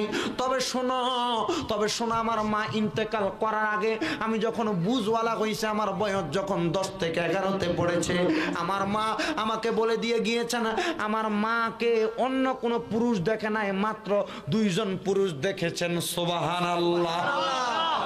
কয়জন? 2 জন। আর কেউ দেখে নাই। বলে বাবা সবাই জানতে চাই তারা কারা? আল্লাহর ওলি আব্দুল্লাহ ইবনে সালামের মনে জানা হয়ে গেছে, এর এই মহিলাটা অন্য কোন পুরুষের সামনে যায় নাই। এই মহিলাটা আমরা 2 জনে তো ছিলাম, সুফিয়ান সাউরি এবং আমি আব্দুল্লাহ ইবনে সালাম। মনে হয় এই মহিলাটা আমরার কথাই বলে দিয়ে গেছেন। বলে শোনো, আমার আম্মা যেই 2 জন পুরুষের সামনে গিয়েছেন, আমার আম্মা ওই 2 জন পুরুষের নাম বলে নাই। ওই 2 জনের পাশাপাশি আমার আম্মা আর 2 জন পুরুষের সামনে গিয়েছেন। একজন আমার আব্বা আর একজন আমি সন্তান 11 বছর বয়সী। তবে আমার আম্মা, আমি যখন জন্মগ্রহণ করলাম, আমার 7 থেকে 8 বছর বয়সের মধ্যে আমার আল্লাহর কোরআন মুখস্থ করে, এই কোরআনুল কারীমটাকে আমার মা, মানুষ তো একেরা কেউ পড়তে পারে কেউ পড়তে পারে না, আর আমার আম্মাই কোরআন তেলাওয়াত করায়া আমারে আমার আম্মা জানে কোরআনটা আমার বুকের মধ্যে দিয়া দিছে। এই কোরআন আমার বুকে আছে, যদি এই কোরআন দুনিয়ার বিশ্বের সব মানুষ পুড়েও ফেলে, আমি সন্তান এই কোরআনটা আমার বুক থেকে, আমার এই অন্তর থেকে এটাকে লিপিবদ্ধ করে দিতে পারবো। আমার মা আমারে এই কোরআনটা বুকের মধ্যে নিয়া, আমার মা শুধু আমাকে বলেছে এই কোরআনটা আমি বুকের মধ্যে ধারণ করেছি, আর আমার মা যদি মারা যায় আমি যেন আমার মার পক্ষ থেকে ক্ষমা চাই, যে এই 2 জন পুরুষ আমার মাকে দেখেছে তারা যেন আমার মাকে মাফ করে দেয়। কেন গো, তোমার আম্মা কেন কেন মাফ চাইছেন? আল্লাহর কোরআনের এত মর্যাদা, আল্লাহর কোরআনের এত সম্মান, তুমি সন্তান তো আলেম হয়েছ, তুমি জানাজা পড়াইলে তো তোমার আম্মার জীবনের গুনাহ মাফ। তোমার আম্মা কেন কেন কেন এই ক্ষমাটা চাইছেন? বলে ওই 2 জন ব্যক্তি আমার আম্মাকে দেখেছেন, না জানি আমার আম্মা জাহান্নামের কুকুর হয়ে যায়। আমার আম্মার সব সময় আশা ছিল জান্নাতের মধ্যে প্রবেশ করবে। আমার আম্মা বলেছেন তারা যদি মাফ না করে তাইলে আমার আম্মারে যেন আমি দাফন না দিই। এবার বন্ধু আমার, ও বাবারা, হযরতে আব্দুল্লাহ ইবনে সালাম ওই জায়গার মধ্যে উপস্থিত হয়ে গেলেন। উপস্থিত হয়ে ডাক দিয়ে বলে, বাবা তোমার সিনার মধ্যে আল্লাহর কোরআন দাও, তোমার বুকটা খুইলা দাও, আমার মন চাই তোমার বুকটার ভিতরে একবার চুম্বন করার জন্য। সুবহানাল্লাহ। 11 বছরের ছেলের কলবের মধ্যে আল্লাহর কোরআন। এবার ছেলেটা বুকটা খুইলা দিয়া কই, কে আপনি? আমার কলবে চুমা দিতে চান? এবার কলবের মধ্যে একটা চুম্বন করে বলে, তোমার মাকে দেয় যেই 2 জন পুরুষ দেখেছে আমি হইলাম তাদের মধ্য থেকে একজন। আপনার নাম কি? বলে আমার নাম হইল হযরতে আব্দুল্লাহ ইবনে সালাম। আরেকজন কোথায়? উনি কি মাফ করবেন না? আপনি বলেন আপনি কি আমার আম্মারে মাফ করছেন কিনা? বলে বাবা তোমার কলবে যেই কোরআনটা কলবে নিয়া তোমার মা তোমার 7-8 বছরে কোরআন শিখাইছে। আমি বললাম তুমি তোমার মায়ের লাশটা নিয়া মাপ চাইতেছ, আমি তোমার মার এমনি রাখতে পারি না, আমি মাফ করে দিলাম। তবে হুজুর আরেকজন কোথায়? যার নাম আবু সুফিয়ান সাউরি। বলে আবু সুফিয়ান সাউরি তো নাই। বলে কোথায়? বলে উনি তো জান্নাতের মধ্যে যাইয়া তোমার আম্মার জন্য অপেক্ষা করতেছে। হে বন্ধুরা, এই আল্লাহর কোরআনের এত মর্যাদা, এত সম্মান, এত ইজ্জত, এই কোরআনটা যারা বুকে ধারণ করেছে, এই কোরআন যারা মুখস্থ করেছে, এই কোরআন যারা তেলাওয়াত করেছে, আপনারা যারা আপনাদের সন্তানদেরকে এখনো কোরআনওয়ালা বানাইতে পারেন না, আপনাদের সন্তানের কলবে কোরআন ঢুকাইতে পারেন না, আপনাদের সন্তানগুলাকে কোরআন শিক্ষা দিচ্ছেন না, সন্তানের কামাই খাবেন, সন্তানের রুজি রোজগার খাবেন মনে করে কাজকর্মের মধ্যে দিয়ে দিচ্ছেন, আল্লাহর কসম আপনি কি চিন্তা করেন না আপনার সন্তানটা আপনার জানাজার নামাজ পড়াবে? আপনাদের দোয়ার বরকতে এই গুনাহগার শামীম রাজার কুমিল্লা শহরের মধ্যে 2টা মহিলা মাদ্রাসা, 5টা পুরুষ মাদ্রাসা সহ 7টা মাদ্রাসা হয়েছে। এই মাদ্রাসাগুলোর মধ্যে যখনই যাই বাবা কলিজাটা ঠান্ডা হয়ে যায়। গত কিছুদিন আগে আমার তাহফিজুল কোরআন ইন্টারন্যাশনাল হিফজ মাদ্রাসার একটা ছাত্র আমার মসজিদের সামনে জুমা পড়তে যাইয়া জুমার নামাজ পড়ে চলে গেছে। আসরের সময় দেখে আবার আমার মসজিদের সামনে দাঁড়ায় রইছে। জিজ্ঞাসা করলাম বাবা কেন দাঁড়াইছো? চোখের পানিগুলা ছেড়ে দিয়া পাগুলার মধ্যে ধরে সালাম সালাম করে আর বলে, হুজুর আমার লাগে দোয়া করবেন, আমি কোরআনে হাফেজ হইতাম শুধু মনের আশা। আমার মা শুধু বাড়ির মধ্যে গেলে আমারে কয় আমি যেন আপনার মতো একটা হুজুর হই। আমি চিন্তা করে আমার মতন নয়, আমি আল্লাহর কাছে দোয়া করি আমার প্রত্যেকটা ছাত্রকে যেন আমার আল্লাহ পাক রব্বুল আলামিন বড় বড় হক্কানি রব্বানি আলেম বানাই। এবার চিন্তা করেন, এই সন্তান যদি আল্লাহর কোরআন মুখস্থ করে, আপনি মায়ের জানাজা পড়ায়, আপনি বাবার জানাজা পড়ায়, আপনি বাবার গুনাহ আল্লাহ দুনিয়াতে থাকতেই তো মাফ করে দিবেন। কবরে যাইলে আপনার গুনাহ নাই, হিসাব নাই, আপনার কবরে আপনি বেগুনাহ মাসুম হিসাবে জান্নাতি হয়ে যাবেন। হযরতে আব্দুল্লাহ ইবনে সালাম ডাক দিয়ে বলেন, আবু সুফিয়ান সাউরি জান্নাতের মধ্যে তোমার আম্মার জন্য অপেক্ষা করে। বাবা দেরি করিস না, জান্নাতি মানুষকে দুনিয়াতে রাখিস না, জানাজাটা পড়াইয়া ফেল। জানাজাটা পড়াইলেন, ওই সন্তান জানাজার নামাজের মধ্যে দাঁড়াইয়া তাকবীরে তাহরিমা দিছে আল্লাহু আকবার, আরেকবার তাকবীরে তাহরিমা দিল আল্লাহু আকবার, আরেকবার দিল তাকবীর, আরেকবার দিল তাকবীর, চারটা তাকবীর দিয়া আসসালামু আলাইকুম ওয়া রাহমাতুল্লাহ, আসসালামু আলাইকুম ওয়া রাহমাতুল্লাহ বলে সালাম ফিরাইলো। সালাম ফিরে আবার আম্মা আব্বার জন্য দোয়া করবে। ও বন্ধু, বর্তমানে তো দোয়া করাটাকে বেদাত ফতোয়া দেওয়া হচ্ছে। আপনাদের এলাকার মধ্যে নামাজ মানুষের জানাজা পড়ার পর দোয়া করা হয় কি হয় না? হয়। মাটি দেওয়ার আগে দোয়া। নবী আমার বলেন, আন আবি হুরায়রা রাদিয়াল্লাহু তাআলা আনহু قال قال رسول الله صلى الله عليه وسلم اذا ذكر الله আজ আমার নবী বলতেছেন, শোনো, ইদা সাল্লাইতুম আলাল মাইয়িতি ফাখলিসু লাহু দুআ। আমার দয়াল নবী বলেন, যখন তোমরা মৃত ব্যক্তির জানাজার নামাজ আদায় করবে, অতঃপর তোমরা তার জন্য দোয়া করো। দোয়া, এ বন্ধু, ওই ছেলেটা দোয়া যখন করার কথা নবীর হাদিস থেকে পাইলেন, আম্মার জন্য দোয়া করে অন্ধকার কবরে দিছে, তবু ছেলেটা কান্দে, হুজুর সুফিয়ান সাউরি দুনিয়াতে নাই, আমার মা কি কবরে জান্নাতি না জাহান্নামী? বলে, তোমার মা জান্নাতি? না না না, আমার মা জান্নাতি না জাহান্নামী নিজের চোখে না দেখা পর্যন্ত আমি বিশ্বাস করব না। যখন এই কথা বলল, কান্না করতে করতে আব্দুল্লাহ ইবনে সালামের বুকের মধ্যে ছেলেটা ঘুমাইছে। ওই ছেলের কলবে তো আল্লাহ পাকের কোরআনের নূর প্রজ্বলিত হয়ে আছে। ছেলেটা স্বপ্নের মধ্যে হঠাৎ করে দেখতেছেন তার মা, আমার নবী এক পাশে, তার মা এক পাশে, আর এক পাশে আবু সুফিয়ান সাউরি জান্নাতের খাবার খায়। নারে তাকবীর, নারে রিসালাত, নারে গাউসিয়া, আহলে সুন্নাত ওয়াল জামাত, হায়াতুন নবী জিন্দা, নবী কারি শামীম রাজাল কাদেরী জিন্দাবাদ। তাহলে বলেন বাবা, সন্তান কোরআনের হাফেজ আলেম সন্তান, মায়ের জানাজা পড়াইছেন, বাবার জানাজা পড়াইছেন, স্বপ্ন দেখে মা কি জান্নাতি না জাহান্নামী? জান্নাতি। আমি বলবো রে খানখানাবাদের মা, ও আম্মুজি, হে আমার মুরব্বী বাবারা, হে আমার যুবক ভাইয়েরা, আপনাদের কদমে আমি হাত দিয়ে বলে যাই, পারেন যদি আপনার কদম আমার সামনে দেন, শামীম রাজার জিব্বা দিয়ে কদম পরিষ্কার করে দিব। শুধু একটা কাজ করবেন, মরার আগে আপনার সন্তানটারে কমসে কম আল্লাহর কোরআনটা শিক্ষা গ্রহণ করাইবেন। আপনার সন্তানটাকে ইসলাম ওয়ালা বানাইবেন। মোটামুটি কোন রকম মরার পর যেন আপনার কবরের সামনে দাঁড়ায় দাঁড়ায় ফাতেহা দিতে পারে, সেই দোয়াটা করবেন। এ ভাই, ফাতেহা করতে হলে যে তাবারুক করতে হবে এমন নয়।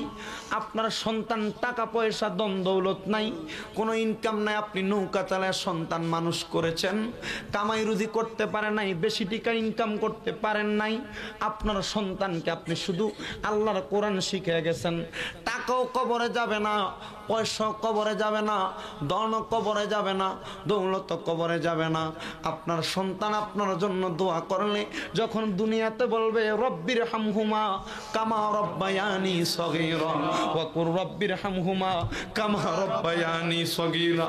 আমার নবী বলেন, কোন মা যদি মারা যায়, কোন বাবা যদি মারা যায়, আম্মা আব্বার ইন্তেকালের পরে যদি কোন সন্তান তার চোখের মণিকোঠার মধ্যে মাছির মাথা যত ছোট, ওই মাছির মাথা পরিমাণ পানি এনে কান্না করে দেয়, ওই পানিটা মাটিতে পড়ার আগে আমার আল্লাহ তার মা বাবার গুনাহ মাফ করে দেয়। সাহাবায়ে কেরাম কান্দে, ডাক দিয়ে বলে ইয়া রাসূলুল্লাহ, ওই মানুষের গুনাহ না মাফ করা হয়েছে কি জান্নাতি না জাহান্নামী? নবী জানতে চাই। আমার নবী বলেন যার গুনাহ মাফ করে দেওয়া হয় ওই মা বাবা জান্নাতি হয়ে যায়। ইয়া রাসূলুল্লাহ, আমার মা বাপ জান্নাতি হয়ে যায়। আমার কাছে কোনো টাকা ছিল না, পয়সা ছিল না, আমার আম্মা আব্বার খেদমত করতাম, আমার কোনো পয়সা নাই, দম নাই, দৌলত নাই, আমি আমার আম্মা আব্বার খেদমত দুনিয়াতে করতে পারি নাই। হুজুর, আমার আম্মা আব্বার খেদমত যদি করতাম, আমার নবী হাদিসের মধ্যে বলেন আন আব্দুল্লাহ ইবনে আমর রাদিয়াল্লাহু তাআলা আনহু قال قال رسول الله صلى الله عليه وسلم رضا ربي في رضا الوالدي, মা বাবার সন্তুষ্টিতে আমার আল্লাহ সন্তুষ্ট হয়ে যায়। সাখাতুর রব্বি ফি সাখাতিল ওয়ালিদি, মা বাবার অসন্তুষ্টিতে আমার আল্লাহ অসন্তুষ্ট হয়ে যায়। হুজুর, আমার টাকা নাই, পয়সা নাই, ধন নাই, দৌলত নাই, আমি আমার মা বাবার জন্য কোনো কিছু করতে পারি নাই। আমার মা এখন কবরে, আমি কি করব? আমার কি আমার আম্মা আব্বার জন্য কোনো কিছু করার আছে নাকি?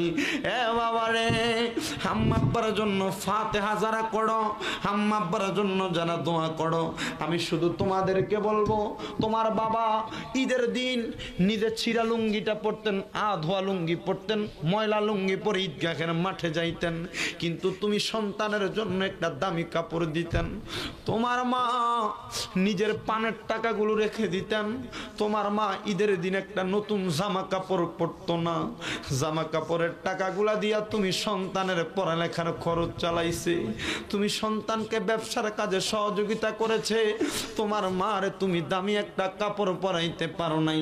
তোমার আম্মা এখন অন্ধকার কবরে চলে গেছে, এখন তুমি হাজার হাজার টাকা কামাই করো, আব্বার একটা 500 টাকা দিয়া লুঙ্গি পরানোর মতো ক্ষমতা তোমার নাই। আম্মারে 300 টাকার একটা কাপড় পরাইবা এমন ক্ষমতা তোমার নাই। আমার নবী বলেন শোনো, ক্ষমতা যদি তোমার না থাকে আম্মার কবরের পাশে যাও, আব্বার কবরের পাশে যাও, ওয়াসসালাতু আলাইহিমা, আম্মা আব্বার জন্য দোয়া করো, ওয়াল ইস্তিগফারু লাহুমা, এবং তুমি তোমার আম্মা আব্বার জন্য ক্ষমা প্রার্থনা করো। এবং আমার নবী বলেন ওয়াসিলাতির রাহমিল্লাতি লা তুসালু ইল্লা বিহিমা, এবং তোমার আম্মা আব্বার আত্মীয় স্বজন যারা আছে তাদের খবর নাও। আমার নবী বলেন ওয়া ইকরামুস সাদিকিহিমা, মায়ের বয়সী বাবার বয়সী যেই মুরব্বীরা আছে তোমরা তাদেরকে সম্মান করো, তোমার আম্মা আব্বা কবরে তাদের রূহের মধ্যে সম্মান যাবে। আল্লাহর কসম, আজকের এই খানকানাবাদের মাহফিলে যারা বসলা, অনেক যুবকের মা নাই, অনেক মুরব্বীর বাবা নাই, বাড়িতে যাইবেন আম্মা আব্বার চেহারা দেখবেন না। খোদার কসম বন্ধু, নবী আমার বলেছেন যেই সন্তানের মা বাপ বেঁচে আছে তার মক্কা মদিনা ঘরের মধ্যে আছে। আমার নবী বলেন ওই আম্মা আব্বার কদমের তলে যেই ব্যক্তি দুনিয়াতে স্থান করতে পেরেছে ওই ব্যক্তি কবর হাসর মিজানে ফুলসেরাতে জায়গা পাইবা। অনেক সন্তান আছে আম্মা আব্বারে কষ্ট দিছো, হে যুবক ভাই তোর কদমে আমার হাত দে, তোর কদম আমার সামনে দে, আমি আমার জিহ্বা দিয়া তোর কদম পরিষ্কার করে দিমু।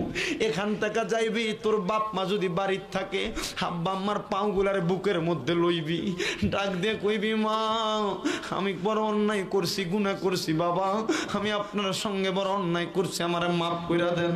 অনেকে কান্তাছে, চিন্তা করতাছে হুজুর আম্মা নাই আব্বা নাই, কার কদম দিয়ে আমার বুকে নিতাম।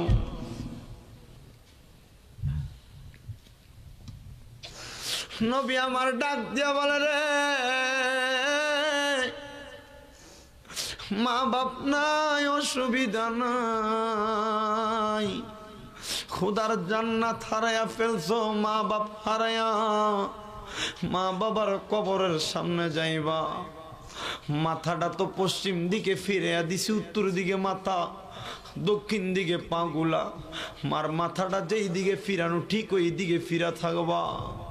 মার মাথাটার কাছে দিয়া যাইয়া আল্লাহর কাছে দুইটা ফোঁটা চোখের পানি ফালাইয়া কানবা, রব্বির হামহুমা কামা রব্বায়ানি সগীরা ওয়া কুর রব্বির হামহুমা কামা রব্বায়ানি সগীরা।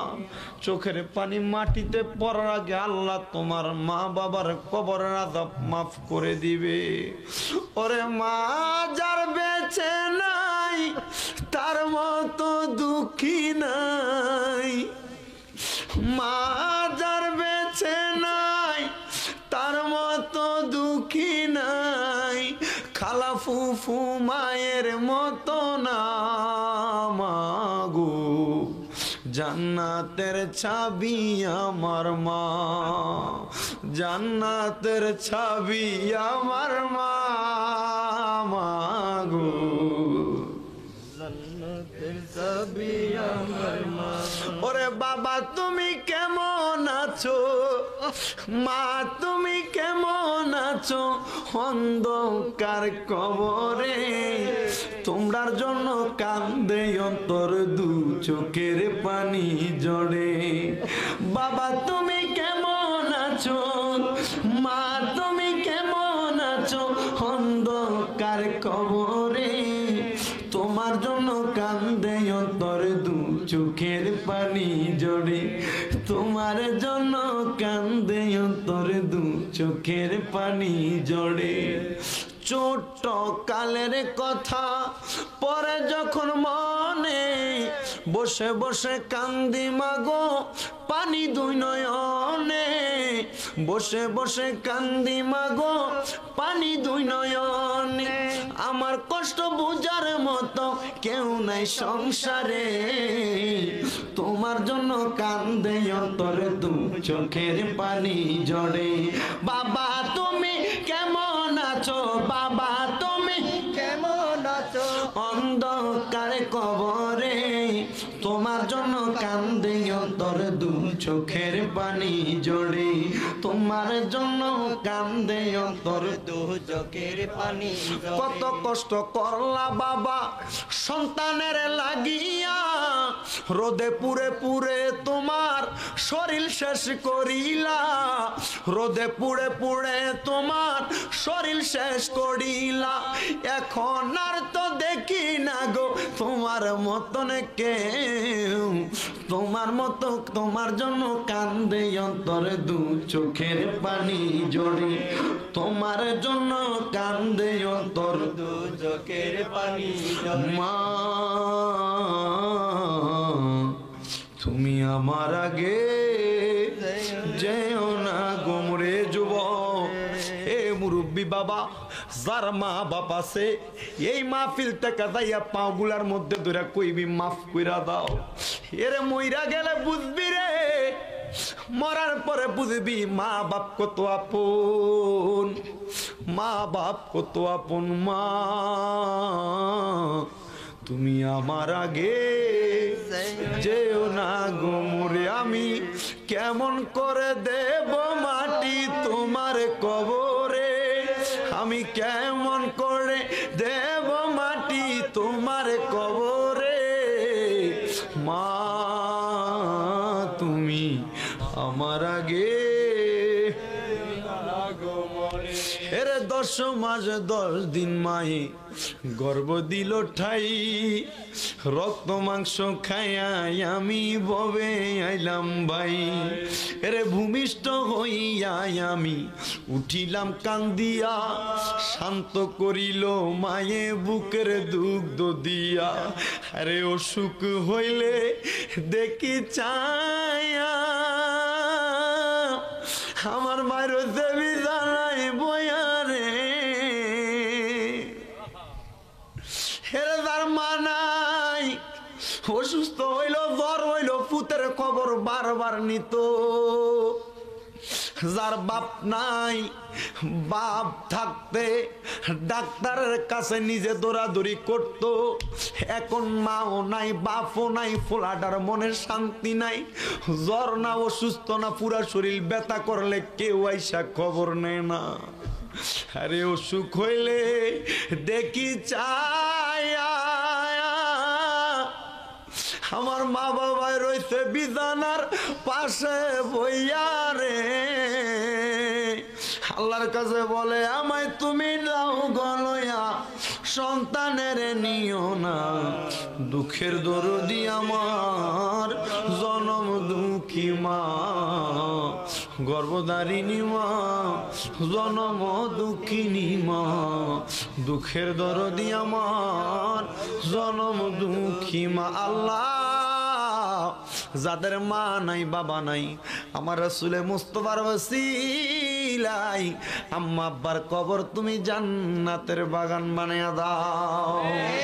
আল্লাহ পাক রব্বুল আলামিন যাদের মা বাবা কবরে, আম্মা আব্বার কবর জান্নাতের বাগান বানাক।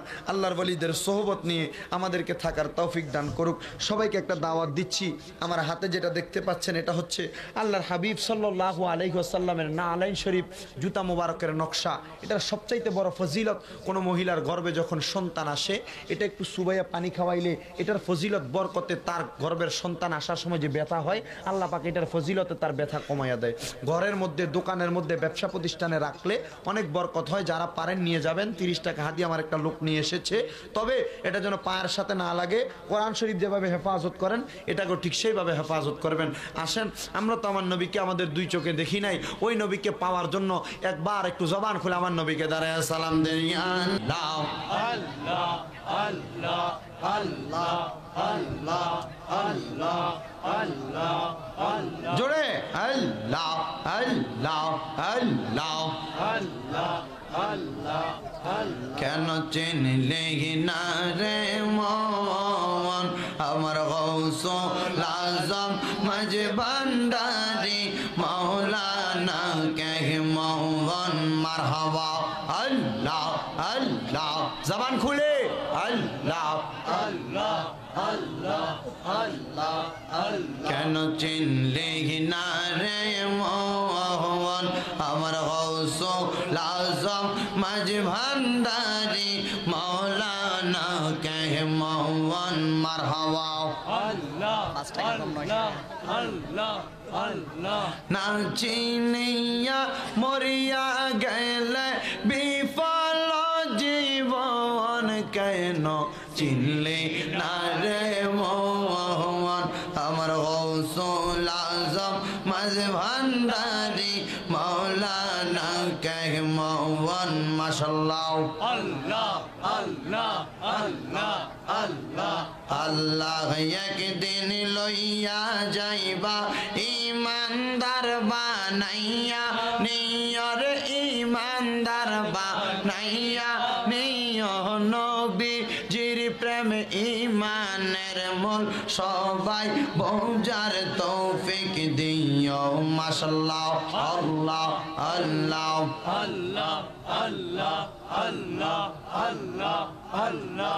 মুর্শিদ মুর্শিদ কইরাই আমার ঘুমাসে না নয়া নেই আমার বলিবা গো মুর্শিদ কে মনে মারহাবা। আল্লাহ জবান খুলে আল্লাহকে ডাকেন আল্লাহ আল্লাহ আল্লাহ আল্লাহ। তোমায় আমি ভালোবাসি পাগলের মতো মনে চাইলে এই পাগল মন ছুটে গৌত খবন মারহাবা।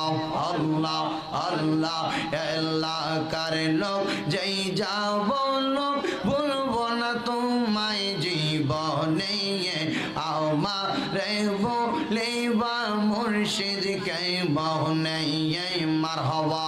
আল্লাহ আল্লাহ আল্লাহ আল্লাহ আল্লাহ। তোমার প্রেমে জ্বলতে জ্বলতে অন্তর হইছে সাই, তোমার প্রেমে কাঁদিয়া কাঁদিয়া রজনী কাটাই মারহাবা। আল্লাহ সুবহান ফকির তোমায় পাইলে দেখতাম দুইটা নয়নে গৌসে পাক গো, তোমায় পাইলে দেখতাম পান বরিয়া ও হইয়া মা রে বলিবা খাজা বাবা কে মা আল্লাহ নেই মারহাবা Allah, Allah, Allah, Allah, Allah, Allah, Allah, Allah, Allah, Allah, Allah, Allah, Allah, Allah, Allah, Allah, Allah, লা ইলাহা ইল্লাল্লাহু মুহাম্মাদুর রাসূলুল্লাহ সাল্লাল্লাহু আলাইহি ওয়াসাল্লাম। জোরে পড়েন আলহামদুলিল্লাহ। Alhamdulillah. এখানে নগদ 5 টাকা কম 900 টাকা। আল্লাহুম্মা আমিন, আল্লাহুম্মা আমিন। আলহামদুলিল্লাহি রাব্বিল আলামিন।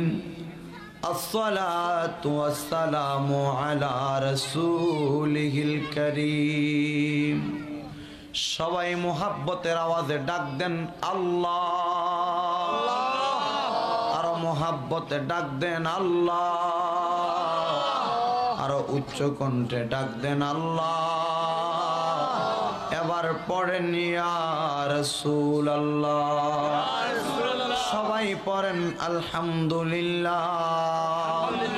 আস্তাগফিরুল্লাহ রাব্বি মিন কুল্লি জামবি ওয়া আতুবু ইলাইক। লা হাওলা ওয়ালা কুওয়াতা ইল্লা বিল্লাহিল আলিয়্যিল আযীম। সবাই সূরা ফাতিহা পড়ুন।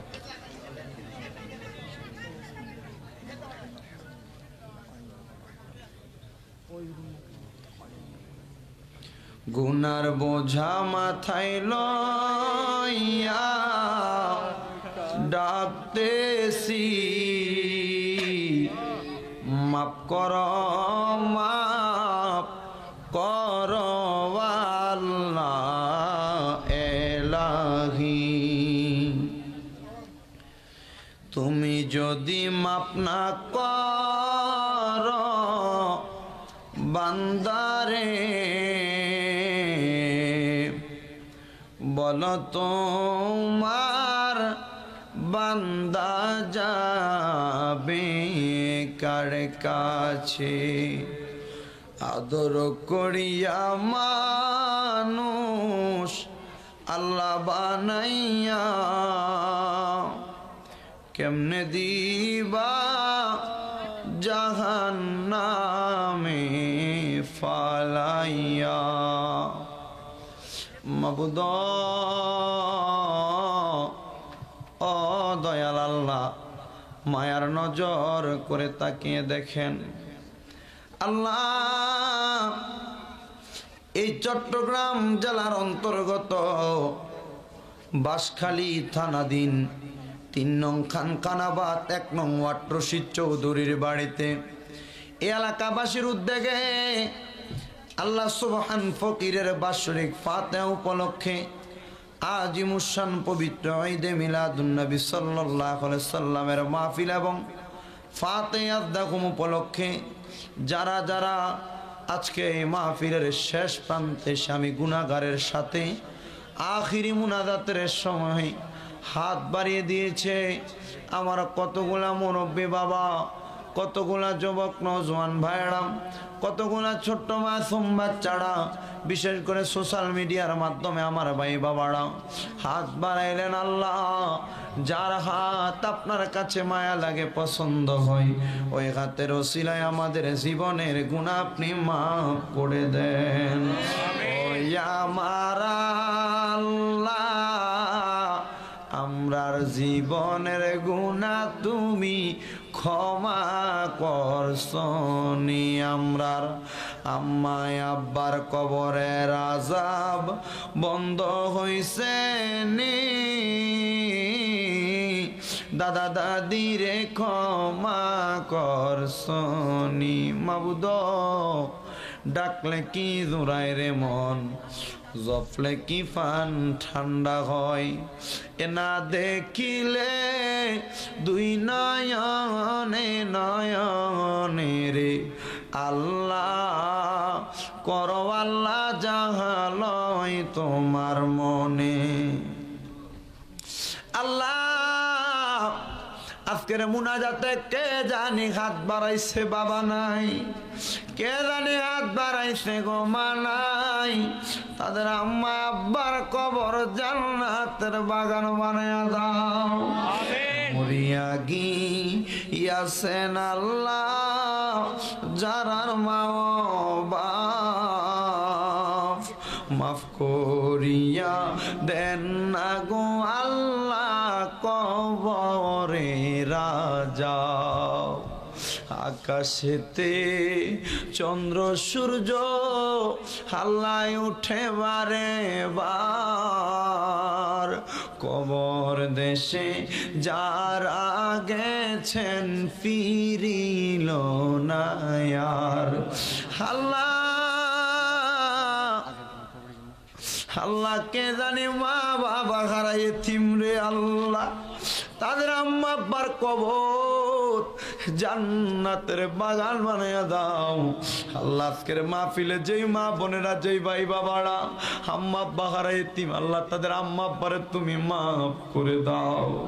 ও আল্লাহ, আমার সরল ইউনিয়নের গৌসিয়া হাশমি কমিটির সভাপতি আমার ভাই শফিকুল ইসলাম আম্মা আব্বার রুহের মাগফিরাত কামনা করে কিছু হাদিয়া দিয়ে দোয়া চেয়েছেন।